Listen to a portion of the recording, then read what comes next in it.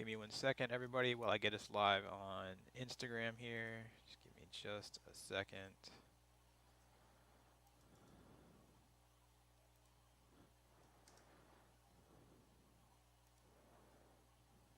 All right, we should be.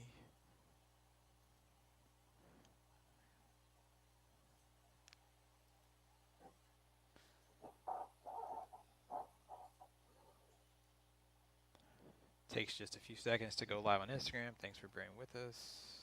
And I believe we are live.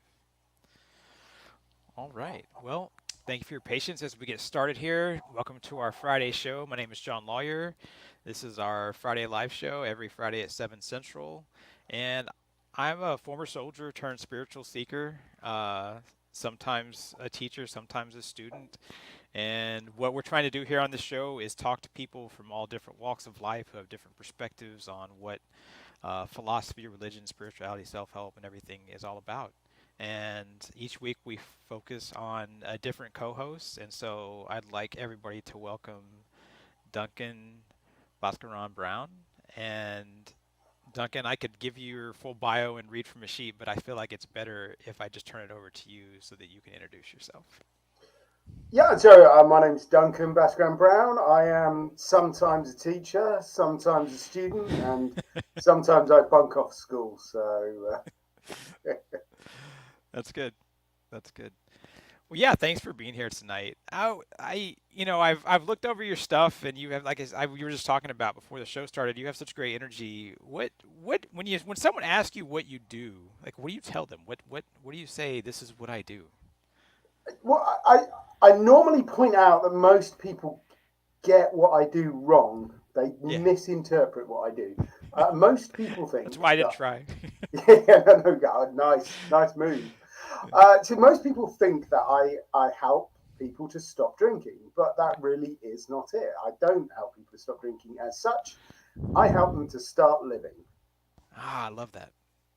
I absolutely love that. I think that there's all these certain things, when either when I have guests on podcasts or if I'm a guest on a podcast, there's sometimes a guest or a host will come up with something that's just a great soundbite about what, for me, spirituality is. I think that's um, sometimes you cut it down to its core.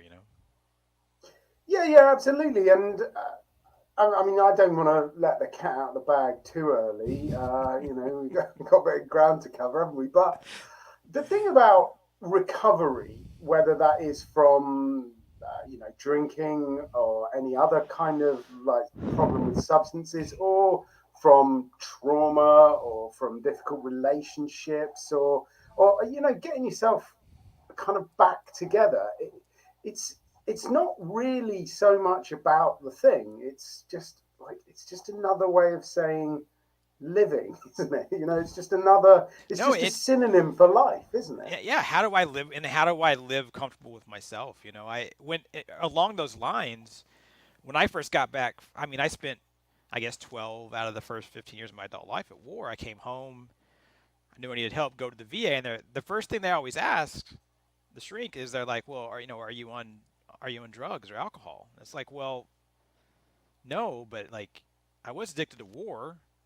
I think we all have an addiction. Everyone has something that they're addicted to.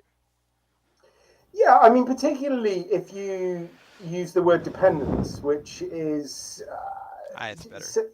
something that people kind of well, in the medical profession, they certainly we're moving more towards using the word dependence rather than addiction. And I think that's a really interesting word. I mean, a lot of the people that I work with, they just believe that they depend on something like alcohol or cigarettes to make their life work. And ultimately, we all do depend on things to make our life work. It's just, you know, I think my dependence on my wife and my child are sort of reasonably healthy. That's not perfect. Don't get me wrong. It's my dependence on skating to, is that really as healthy? Well, I haven't actually hurt myself in like nearly 2 months, so it can't be that bad, can it?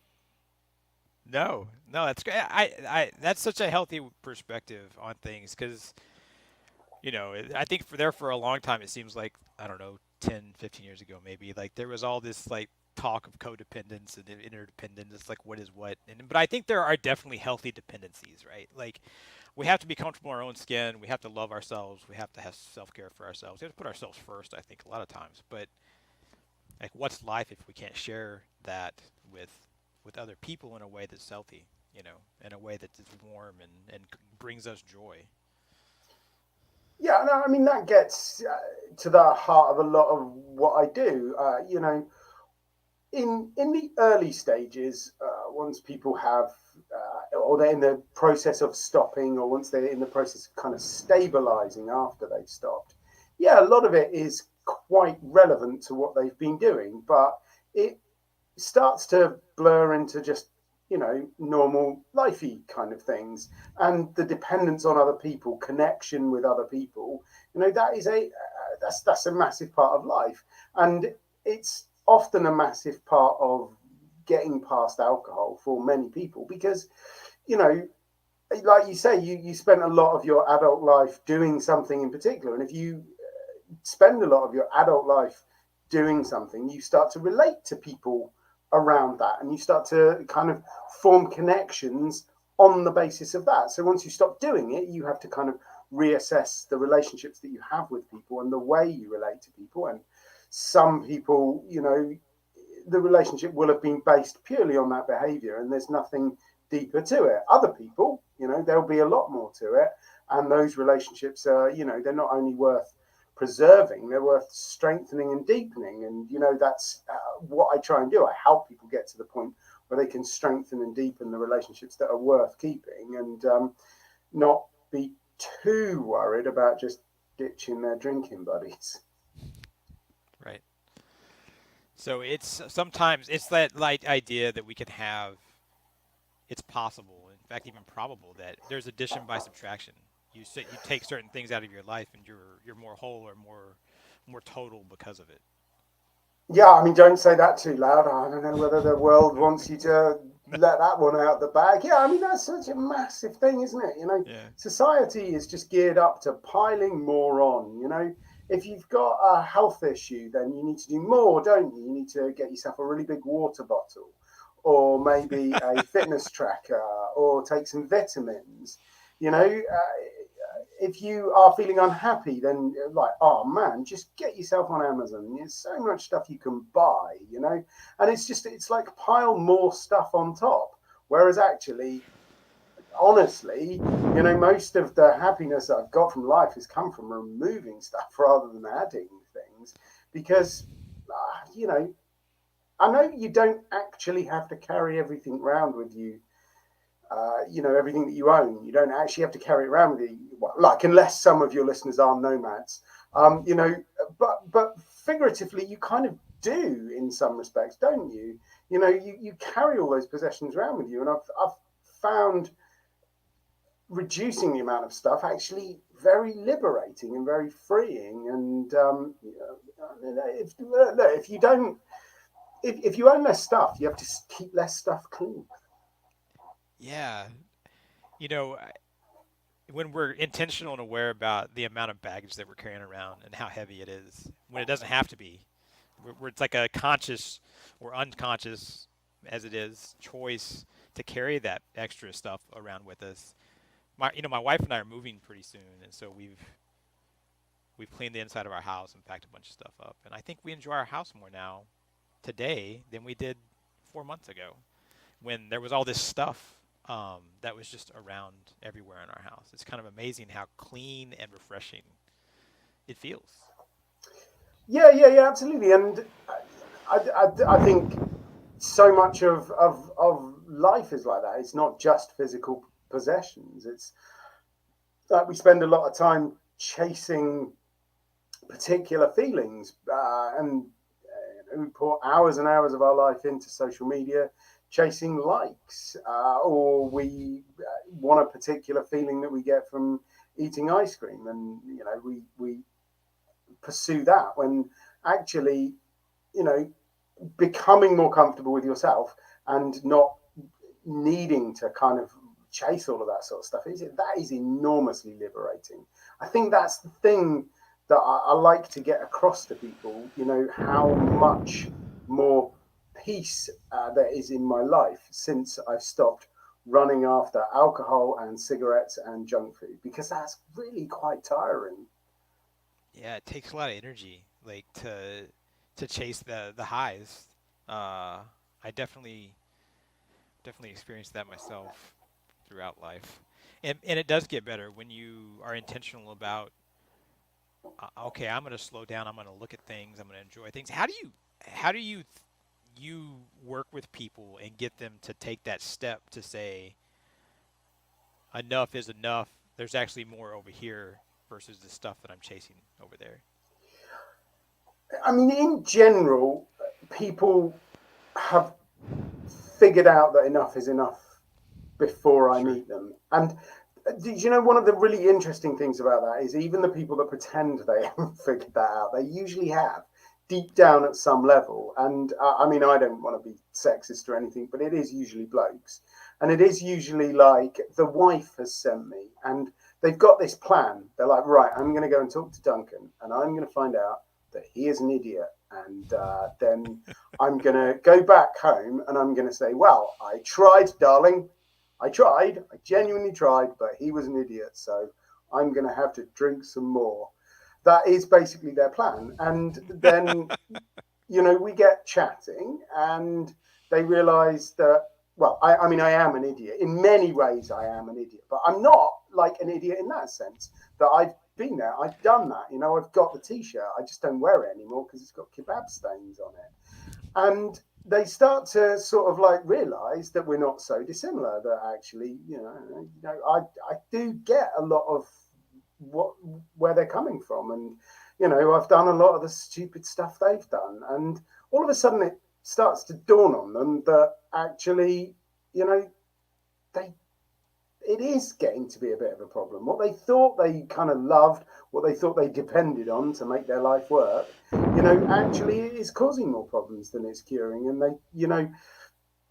they need a little bit of nudging, but deep down inside, before they even met me, I think there was somewhere they knew that it was a problem and they knew that they needed to do something about it. They just needed to be put into the environment where they found it, safe enough and comfortable enough to actually say, yeah, you know what, actually, I will put down my shield. I will take the armor off, and I will acknowledge that actually that armor's pretty heavy, and I've been lugging it around for years, and it's quite nice to put it down and just say, all right, what can we do differently? What is the other way, Duncan? Yeah, it is, and that is a relief. It's a relief to be able to see that moment as a person, as a support professional, whatever you want to call yourself. And it is definitely amazing to find, like, to see people finally realize that they can set that down and take a bit and see what it's all about. Yeah, I When mean, I worked with this guy a little while back now, but the start of the session, he was like slumped in his chair, like physically, he was quite beaten down. His shoulders were low, and the end of the session, I said to him, like, because I was in full on coaching mode, so I was like, do you mind if I make an observation? Because I don't like to force my opinion on people. I like Sure, to yeah, politely ask. I've been Do, through school. I get it. I yeah, yeah. understand. Do you mind if I force my opinion on you? And so I said, look, honestly, you look like a different guy. And he was just like, he was sat in the chair, he was like bolt upright, straight back. He looked about a foot taller.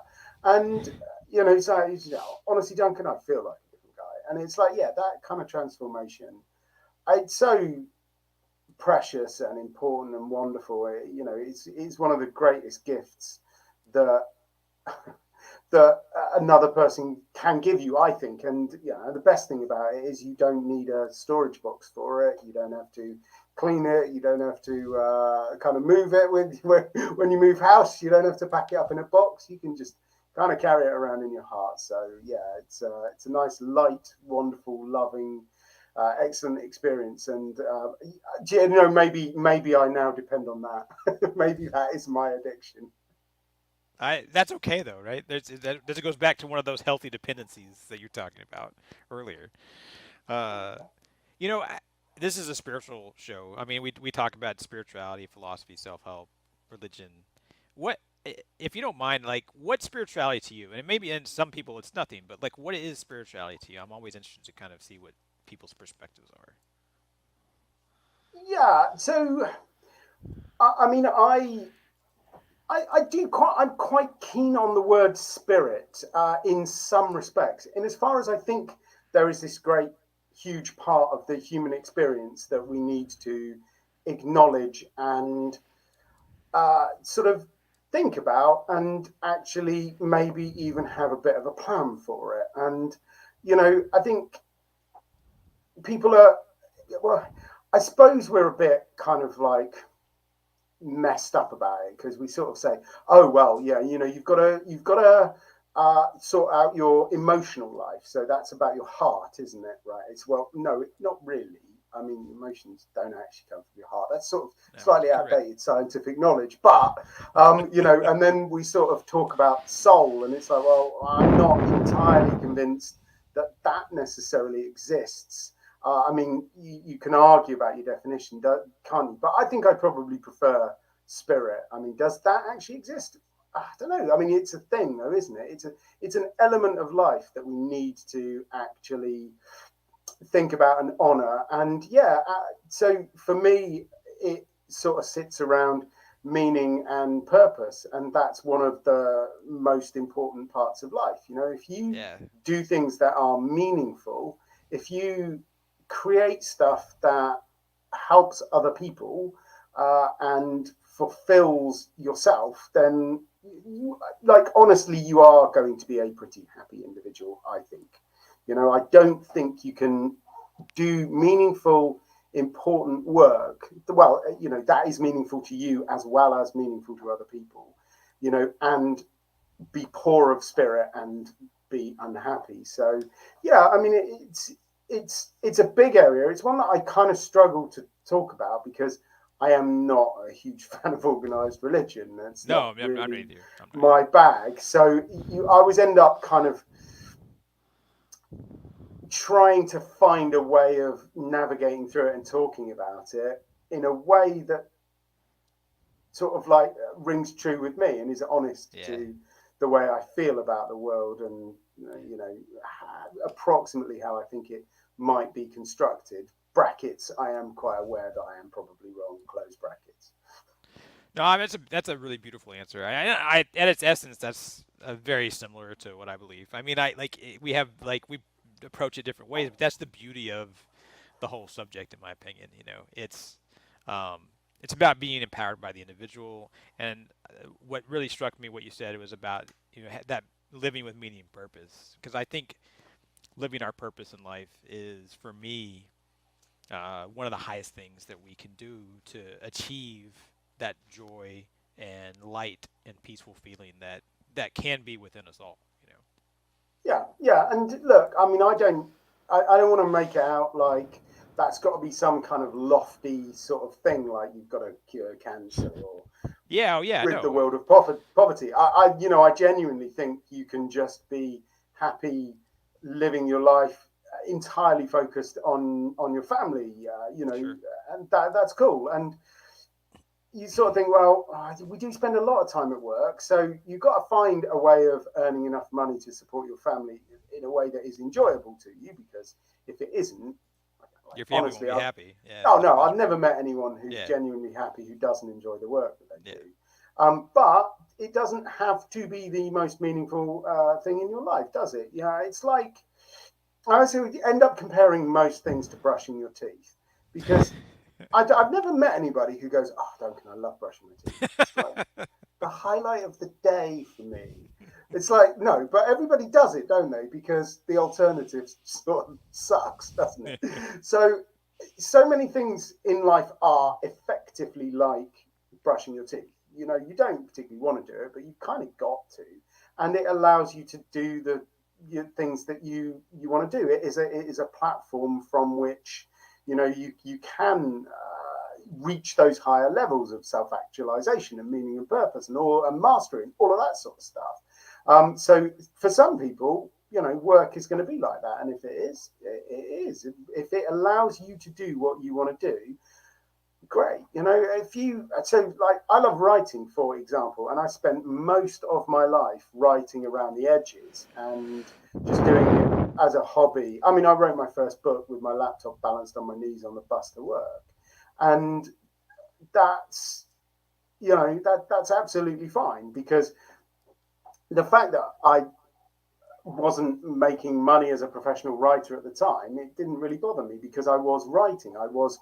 finding a way. I also had to, brush my teeth for sort of 37 and a half hours a week in a job that was not really what I should have been doing with my life. But, it was the start. It was a step on that journey. And, now I do have some professional writing gigs, which is kind of nice, isn't it? Absolutely. Do you find people appreciating their journey more as you work with them? Is that a big part of the process? Yeah, absolutely. I think one of the things about alcohol is it just sucks the joy out of your life, which I guess is ironic, because most people think it's fun juice, don't they? Most people think it increases the amount of happiness in your life, but it does not take very long to realize what a misguided notion that is. And I mean, you can actually go into it from a neurological point of view, about how the chemicals in your brain that make you happy, that make life enjoyable, they're stimulated by alcohol. So in the beginning, it's like, oh, great, I'm getting a big push of these chemicals. This is great. I feel excellent. But actually, your brain doesn't like that big kind of a push. So it swings it the other way. So that's why you typically kind of enjoy yourself the night before and then feel terrible the next day. And that's not just the hangover bit. That is genuinely your brain increases the amount of chemicals, positive chemicals in whilst you're drinking, and then to compensate, it lowers them massively the next day. Yeah. So you feel less good the next day. Even if you don't have a hangover, you still feel a little bit, less like yourself. And that's how it starts. But as it goes on, to compensate for these big kind of surge of chemicals, your brain just goes, right, we're not having that anymore. And it just like stops the release of those chemicals, or it drastically reduces them. Technically, it's called down regulation. And what that does, it means when you're drinking alcohol, you don't get those big surges of pleasure. But unfortunately, when you do everything else in life, you no longer get those big surges of pleasure. In fact, you start to just not get any pleasure at all. And that's the thing. Your brain isn't selective. It can't tell the difference between you having a drink and you sitting in a ballet recital of your first child or whatever it is. So those experiences that should be enjoyable and meaningful, they stop being enjoyable and meaningful as well.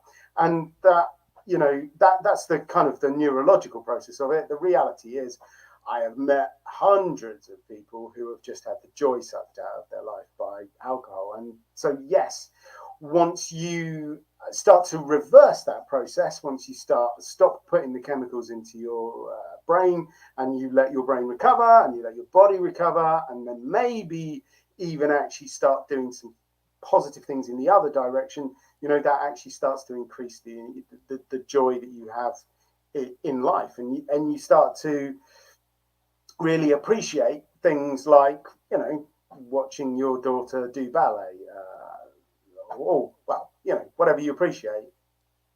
Sure. That's a really good technical and like solid factual description of how it kind of all works. It's a depressant, and it suppresses parts of your life that were enjoyable in the past, and then you forget that you lose that kind of perspective, that tied to reality. Can I ask, like, how did you end up here, like, and like, why alcohol? Is that a fair question? Yeah, yeah, no, that's a very good question. How did I end up here? Well, once upon a time I was a teenager. I like to think it wasn't that long ago. I sort of probably do act a little bit like it wasn't that Yeah, long ago. And when I they didn't make the school system for people like me. sure. you know, they want. Well, if I'm cynical, I'd say, look, I think part of the education system is they're trying to train you to be a good employee, Oh, and to get on the that's conveyor belt of life. They want yeah, you on yeah, the conveyor belt. Yeah. yeah. And all right, I can sort of see that. I can see why the government would want you to be a good employee. It works for them. Me, however, I am totally unemployable, so it wasn't going to Same. work, was it? And I had Yeah. expectations about life, and my teachers had expectations about life, and those two things very rarely Yeah. coincided. So I didn't feel that school was ever a place where I could succeed, where I was valued for being myself, and that I don't think is what most people would call trauma. I don't think that comes under the brackets of what most people would I don't know. use the word trauma to describe. I don't know. I think trauma shows up in our lives in all different ways. Personally, Yeah, I think we all I spent 6.5 years in Kandahar, Afghanistan. My trauma is going to look a lot different from that trauma. But I tend to, as someone who's been through some like serious stuff that movies or TV shows would consider trauma. I think all trauma is created equal, in my opinion. yeah. Okay, I'm not necessarily disagreeing with you. I don't like the overuse of the word trauma because I don't think I can get behind that. that's what most people would call it. So for me, it was just kind of like difficulty or dysfunction, and I Gotcha. absolutely, I don't think we should ever play the game of whose pain is the biggest Yeah, because exactly. Yeah. it's not a No, good game to play, is it? everyone And loses in that yeah, scenario. yeah, exactly. This a lesson I got from a very good friend of mine who he went through the care system, and then he went through the prison system, and then he went through a heroin addiction, and he will always say, yeah, look, you don't compare your pain to my pain because it's just ridiculous. And honestly, if we took that to its logical conclusion, I've met plenty of people who are more screwed up than I am. Yeah, So sure. what am I just going to say? I don't have any pain because you should meet Joe in solitary. It's like, Right. yeah, and we can all do that. So I do see where you're coming from. I would call it difficulties and dysfunction, and there Sure. was some difficulties and dysfunction in my life, and that all kind of just fed into the sort of fairly typical teenage experience. The absolute burning desire to talk to that pretty girl from Form F, and being completely afraid, utterly petrified, having no idea how to talk to that pretty girl from Form F. So those two kind of that immovable object and unstoppable force sort of like hammered into a can of lager, didn't they? Yeah, and I thought, honestly, I thought all of my Christmases came at once. Alcohol, when I first drank it, seemed to solve a lot of my problems. It seemed to Right. kind of fill in the gaps. So yeah, I was all in from the start. It seemed great, and it was very social to start off with. To start off with, I didn't drink very much, and I drank with a lot of people, always at parties, always sociably. And then as the years went on, the amount of people that I drank with went down, and the amount I drank went up. But I don't think that was technically your question, though, because you were saying why alcohol, and that is a good point. So I, I think I just end up being a bit of a reductionist about it. My only problem was not alcohol. My problem was, I had a terrible diet. I smoked. I took drugs. I drank alcohol. I listened to terrible music. It's like I so another friend of mine, Charlie, at the start of his podcast, he always says, "What was your drug of choice?" And I always kind of laugh at him when he says that. It's like, Charlie, the answer to that is, "What have you got?" what's what's available? What's Yeah, handy? exactly, Yeah, what you exactly. got? So why did alcohol end up being my drug of choice? basically because it is the most freely available big hammer you can hit that particular nail with. You know, if marijuana had been easier to come by, that would have been my drug of choice. You know, honestly, if cocaine was legal and alcohol was illegal, I would have done a lot of cocaine. It's Sure. just, like, it was very expensive and quite hard to get hold of. So Yeah. No, I always think about Stevie Nicks talking about how much money she spent on cocaine in Hollywood back in the day. So yeah, yeah. yeah, So why alcohol? Yeah, because it was easy to get my hands on, yeah, even like before I was old enough to get legally to buy the stuff. You know, sure. it was ridiculously easy to get hold of alcohol, and you know, everybody does it. Yeah, it's so ubiquitous in our society, and it's almost like there's all these vices out there, whether it's other drugs or sex or whatever that our society, Judeo-Christian society, has decided are taboo and off limits, right? And yet there's this particular, very specific and available poison that uh, is one of the most damaging drugs that you can do on the planet. Um, that's readily available to us all. It's blown my mind, um, really, ever since I started drinking occasionally when I was a kid. A teenager. Yeah, so there's a guy called Professor David Nutt, who's a very well respected scientist in this country, and he's conducted a number of kind of expert panels into the harm of drugs. He did one that was just in the UK, and then he did one in Europe, and he's done one that's worldwide. So this is bringing together experts in drugs from all over the world, and they always end up concluding pretty much the same thing, that if you look at drugs from two factors, one, the harm that it does to the user, and two, the harm that it does to society, Society. then there are three that come out really quite high, and that is heroin or opioids, alcohol, and crystal meth. Those are the ones that have the massive harm to the user and harm to society. Those three stand above everything else, you know, and it tails off from there. You know, there are very few. Well, I mean, you can make an argument about psychedelics not really having much in the way of harm to the user or harm to society. Uh, but, you know, very few things really get close to alcohol. No, totally agree. Everything does do some sort of harm, but there are many drugs that we could have chosen that would cause less harm. Though, of course, you know, I imagine if we legalized amphetamine, you know, it would. Well, in fact, when it was legal, it did do more harm, didn't it? So that's yeah.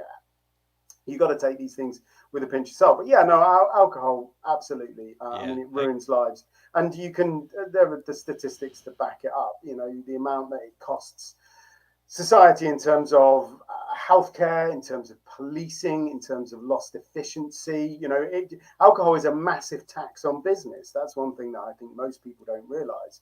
So last year, give or take, alcohol cost the American economy about 400 billion US dollars a year, God just damn. in terms of lost productivity, and that's like more money than Apple made. So it's not a small amount of money. It's a big dent in the American economy. It is a yeah. I don't think there's any other way of seeing it than basically as a tax on business. Then you know the links to crime are just unbelievably high. You know, the vast majority of people in the prison system have some sort of issue with alcohol. You know, they often have issues with other drugs, but alcohol is one of the common denominators. Yeah, many crimes are committed under the influence of alcohol. I can't, off the top of my head, remember the statistics, but it's more than 50% of domestic assaults and about 50% of murders, as far as I can remember. But Oh well. you know, it's not good. Right. How do most people find you? Like what leads people to you? So there are these incredibly generous people who offer me their platform to talk about what I do, and I'm very indebted to anybody who puts up with me, lets me come on their show and rant about alcohol. And honestly, I generally do that because I want people to think differently about it. I want to start a conversation. I think we talk, most people are only too happy to talk about wine o'clock or to say, well, of course you deserve to drink a gin and tonic because it's 4:30 and you've had a bad day, and it doesn't matter that it's Tuesday, just go wild. Those are the kind of conversations that people are only too happy to have about alcohol, and I'd like us to start thinking, as individuals and as organizations and as a society in a slightly different way, and actually look at what is going on and what the harm that alcohol is doing to us as individuals, as organizations, and as a society. So that is mostly why I do a lot of things like this.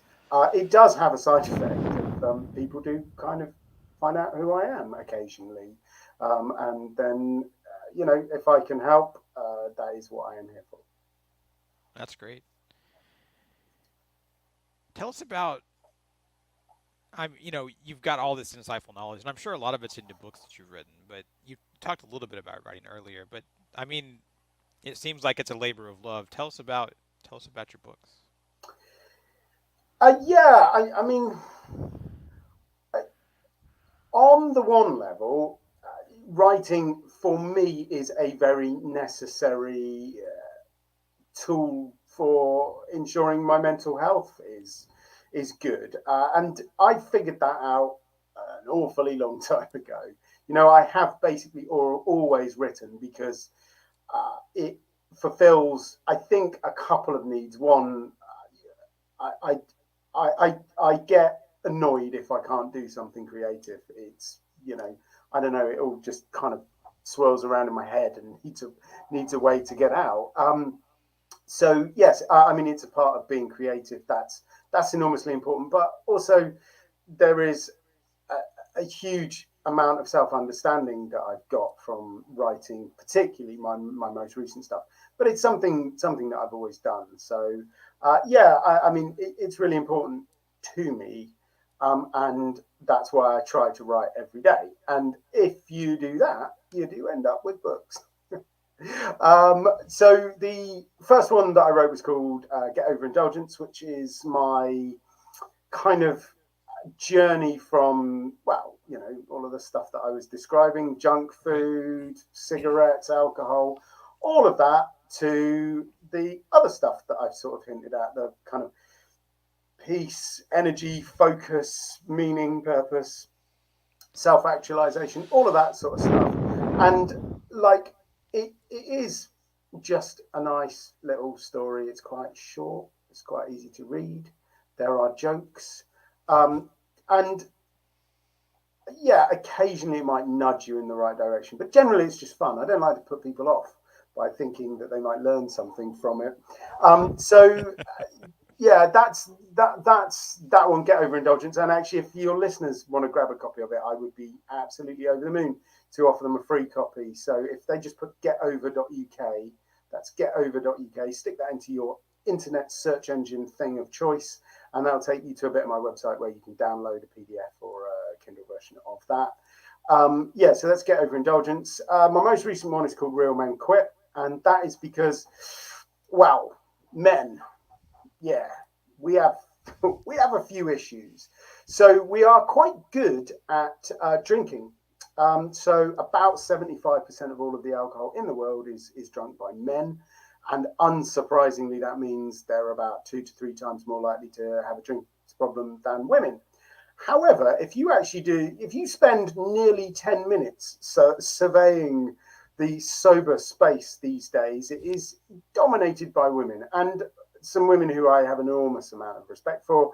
I love their work. It really resonates with me now, but it wouldn't necessarily have done that when I was drinking. If you start talking about the Chardonnay and the school run, that really wasn't my life. So what I wanted to do was write something that would actually resonate with men and was actually designed for men, because we're very good at getting the problems, less good at asking for help, and less good at helping each other, I think. So, yeah, that's why I wrote Real Men Quit.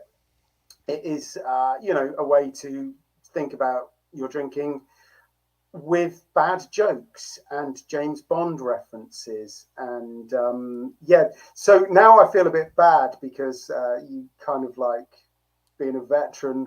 You obviously are actually quite macho, and I'm just like sort of pretending, you know. Oh no, I'm not that I'm not that macho. I used to tell all my friends in Afghanistan that I was a tree hugger, and they used to be like, "You, no, there's no way." I'd be like, "Absolutely, I'm just a tree hugger." So no, uh, I'm not macho at all.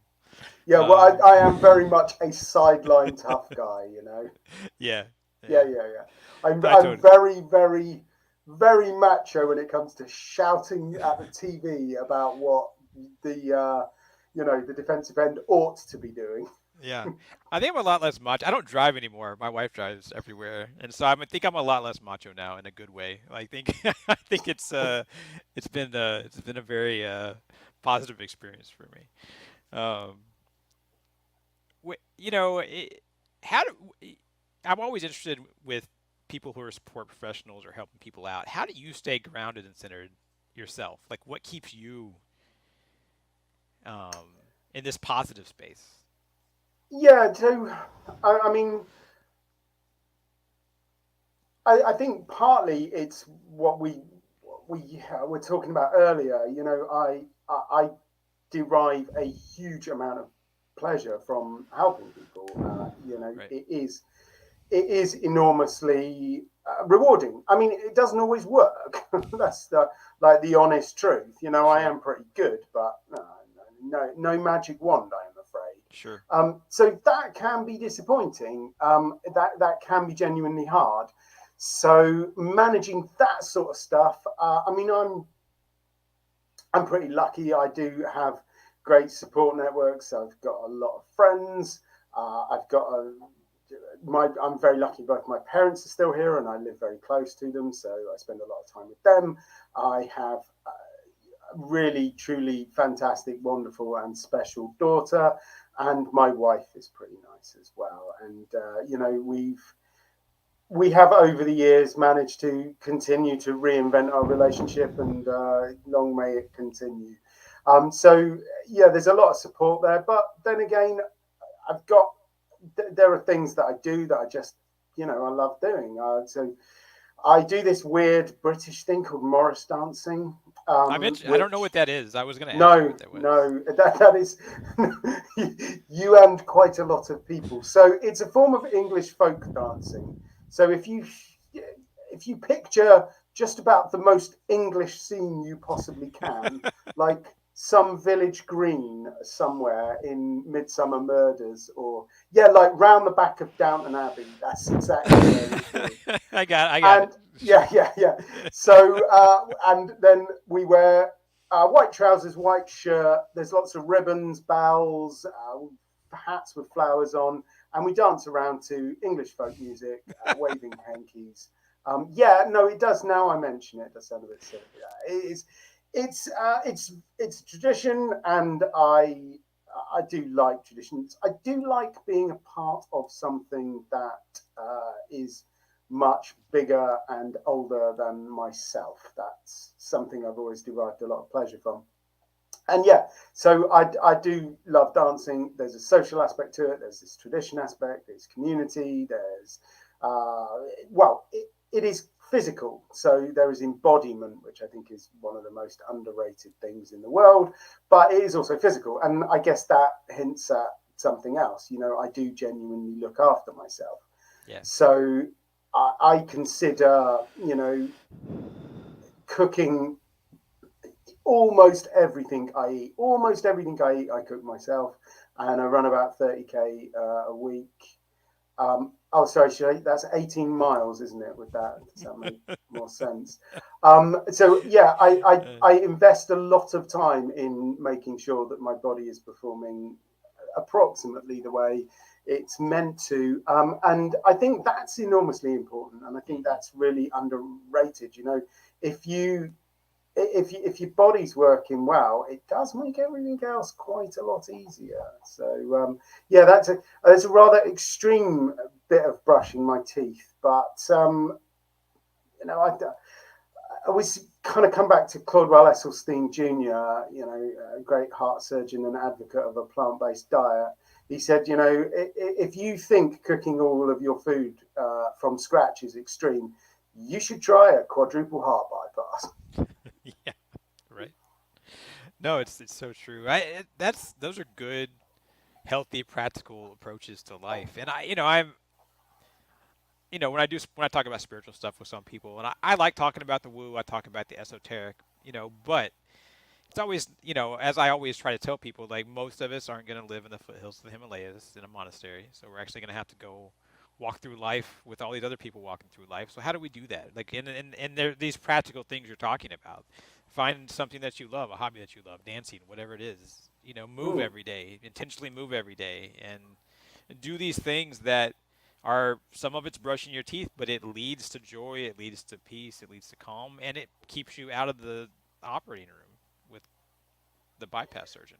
And incidentally, the foothills of the Himalayas aren't what they used to be. I mean, they're full of blinking tourists Yeah, trekking up to Everest Base Camp, aren't you're they? not gonna you're not gonna run into Ram Dass No, anymore. Like this, no. those days are gone. Yeah, absolutely, absolutely. Um, but yeah, no, I mean, it comes down to a quote that I'm never quite sure whether it's Google or Gandhi or possibly both. But you know, if you don't have half an hour to meditate, you need to do it for an hour. And I think that sort of, you know, if you can't find a place in your life for peace and joy, you know, and a bit of silence and a bit of peace, then you really do honestly need to take a long, hard look at your life. And I, yeah, absolutely. I don't spend a lot of time in the foothills of the Himalayas, but I walk a slightly different route home after I drop my daughter at school most days, and I walk a slightly different route home that's slightly longer, slightly muddier this time of year, but I walk through a little bit of woods. So it's like 5 minutes, but it's one of the most important 5 minutes of my Yeah. day because you know it's that connection with nature. You hear the Yes. birds singing. There's a nice little babbling brook going past. It's yeah, it's idyllic, you know, and you got. I think you got to find a way to find those moments of peace. They don't have to be the big things. They don't have Yeah. to be that trip to the monastery in Tibet, do they? You know, they can just be 5 minutes around the corner. Yes. Yeah. Well, and that's you talked about science earlier when you were talking about the effects of alcohol, and that's the same thing with even small amounts of green space. We know scientifically that just the tiniest bit of green space in our life makes a quantifiable difference in how we live our life and the outcomes. So um, science backs that up. It backs that taking time out in nature, getting out in green, moving. And I love what you're talking about with finding time to meditate. Whether you call it meditation, you call it prayer, you call it reflection, it doesn't matter. It's all the same, and it really um, it makes all this other stuff work better.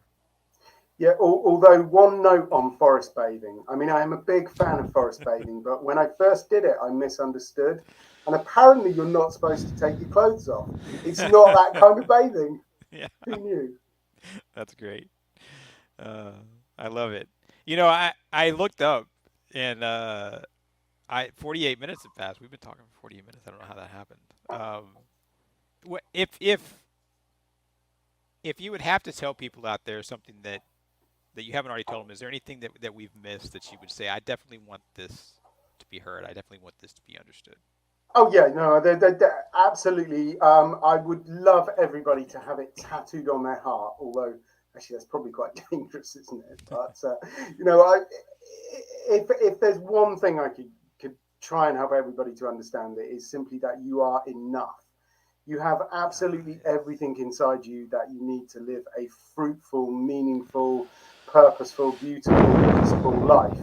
You do not need alcohol. You do not need cigarettes. You do not need junk food or Facebook or many of the things that we believe we need in life because you are enough.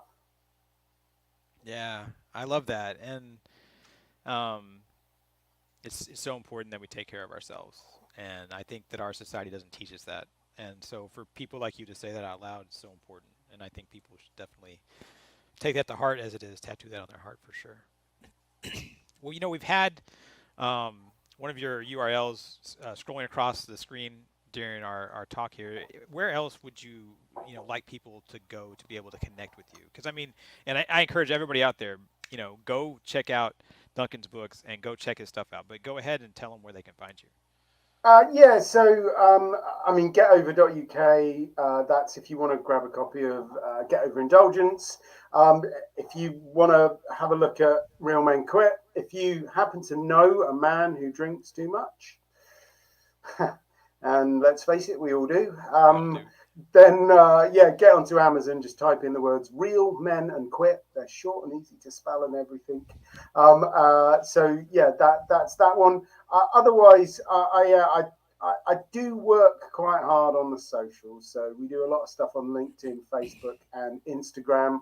I'm I think I am Sober Warrior on Instagram. But otherwise, I am really super easy to find if you can spell Bascaran. But most people can't even say it. It's So, common. It's common spelling, right?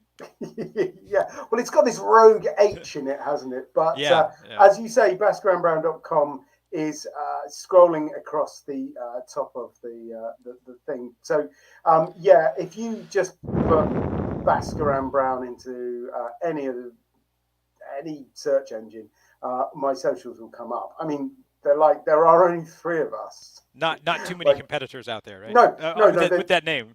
Yeah, there's three of us, and I'm married to one, father to another. So it's like I've kind of got the market cornered. Well, Duncan, I really appreciate your time. I mean, like I said, this went by so fast. It was like I was just talking to a friend, and it's Oh, always the best. that's because you were. Yes, it's the best way to spend a podcast. So thank you for coming on. Thank you to all the listeners. Go ahead and check Duncan's stuff out. Seriously, it's definitely worth it. And until next week, you guys have a great week. Duncan, let me go ahead and take us off here live, and then we'll